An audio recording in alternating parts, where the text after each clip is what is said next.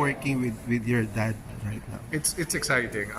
Actually, when we were invited to audition for this play, we both knew that may chance na magkaka-work kami as co-actors. And I think for both of us, that was very exciting. Kasi, like I said a while ago, yung relationship namin talaga has always been director to actor. Because earlier on in my career, I worked with him in a film.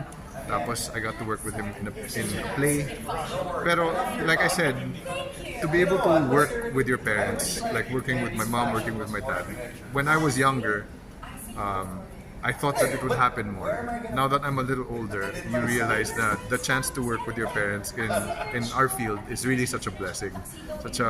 Kasi kailan lang nangyayari talaga yun na nakakatrabaho mo yung magulang mo.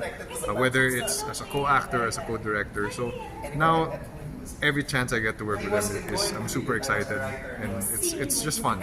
Ngayon co-actors kami, so nakakatuwa din siya kasi may mga times sa play na nakatingin lang kami, tapos eye contact lang, tapos wala kaming sinasabi. Tapos iniisip ko talaga sa sarili ko, I think this is the longest time I've made eye contact with my dad.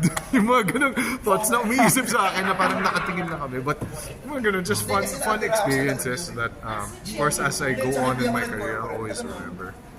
First time to act with your dad? Yes, first time namin mag-act together. So Sa play pa, no? in a play. So it's interesting kasi last year, first time ko naman umarte with my mom. Gumesting ako sa TVUP, which is something she produces for UP. And then artista siya for the day, artista din ako for the day. So it's been a good year na nakatrabaho ko sila as co-actors. Ngayon na parang I think nasa industriya na ako for 12 years.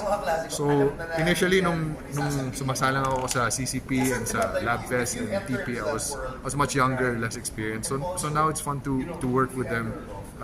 Na mas experienced na rin ako and I can bring my own experiences sa relationship namin when we're working, and it's fun, it's exciting.